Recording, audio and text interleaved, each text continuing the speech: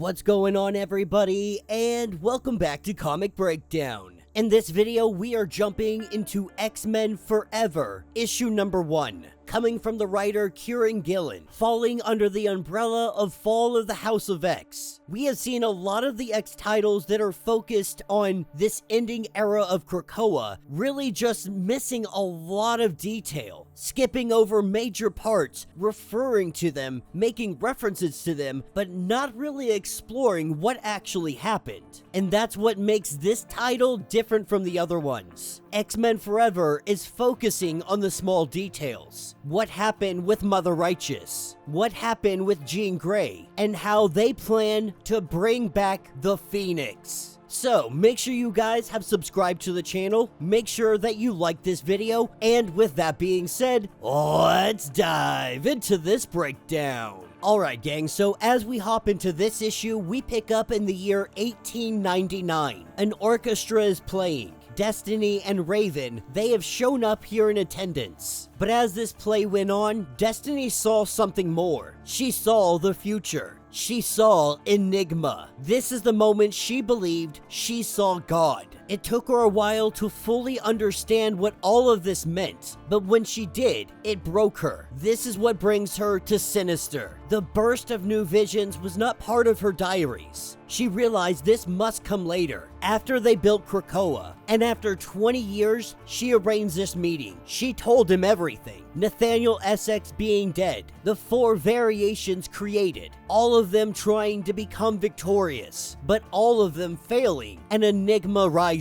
But in that moment, Sinister is struck dead. Enigma arrives. He had wondered if Irene had seen him back at the play. That was his debut to the world. But Enigma has no intention of killing her. He's not gonna let her meddle. He is outside of time, so he is fundamentally safe.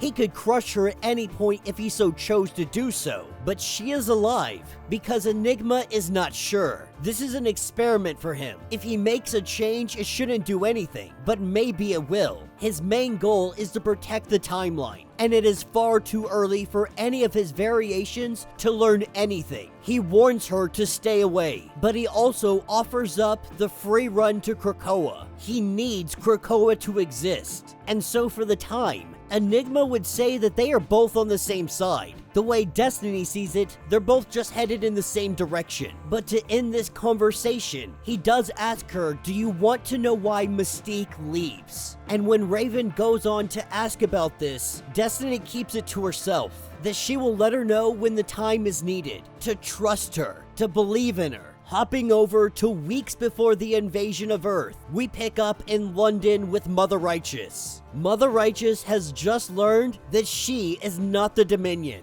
and of course she is furious. She has learned about Enigma. She has learned that all of them had been tricked, and as she tries going and running through a gateway, she is unable to. Her duplicate currently in the white hot room. Whatever happens to that duplicate also happens to her and vice versa. So if one of them dies, both of them dies. She was supposed to already be gone, so it wouldn't be a big deal. And now cut off from that clone of herself, we pick up in the white hot room. We pick up with Destiny, the clone of Mother Righteous, Jean Grey, Exodus, and Hope. Exodus is unable to close Jean's wounds. He needs to get her back to Krakoa. He believes that Elixir might be the only thing that can save her right now. With Hope getting ready to put a bullet into Mother Righteous admits that she lost, but now she can help them. That she can be used as a kind of telephone, being able to communicate with her other self. They can get messages back and forth from the white hot room to the real world. And while Mother Righteous in the real world thinks that she has the opportunity, that she's gonna capitalize on all of this, this is when we have the arrival of Orbis and Dr. Stasis. The other 2 clones have shown up and they plan to put down Mother Righteous. They believe that they still have a chance at Dominionhood. They want to take down Mother Righteous, get her out of the equation completely, and then they can focus on one another and getting to Dominionhood.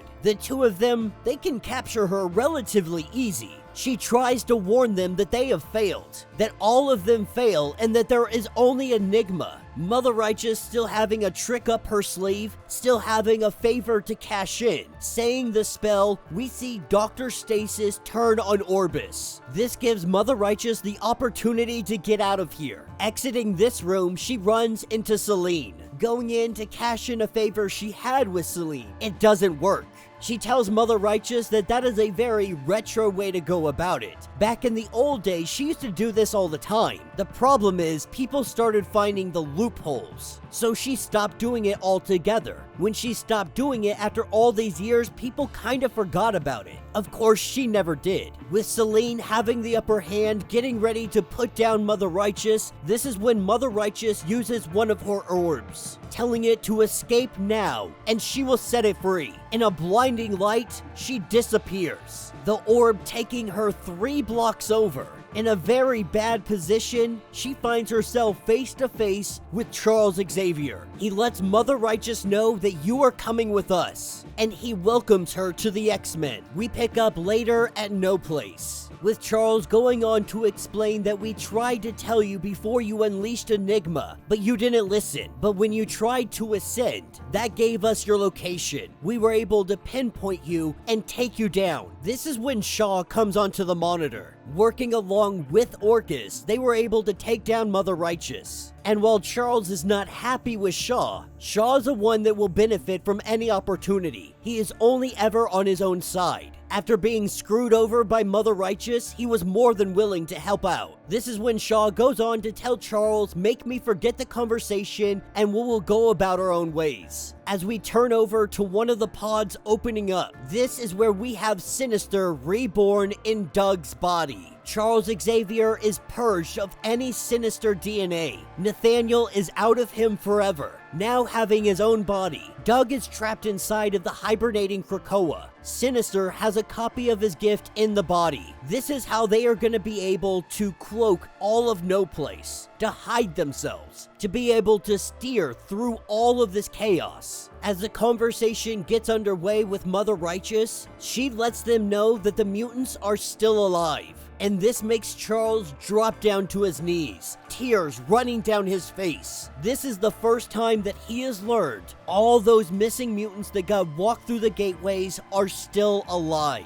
And so they use the Mother Righteouses to communicate. They send over all the information, but Destiny she demands to know what happened to Raven. And Raven is on Krakoa. Charles is able to get in communication, but she tells Charles to shut up, that she's not speaking to him, and she is not speaking to Irene. Destiny now knows that Raven read the book. She knows the truth. This is the moment in time when Mystique leaves. Taking us weeks later, we pick up with Doug, aka Sinister, Charles, Rachel, and a few other individuals. The X-Men have begun their assault on Orcus. They believe that this is an opportunity for Enigma to be distracted. They talk briefly about the events that are going on in Dead X-Men issues number 1.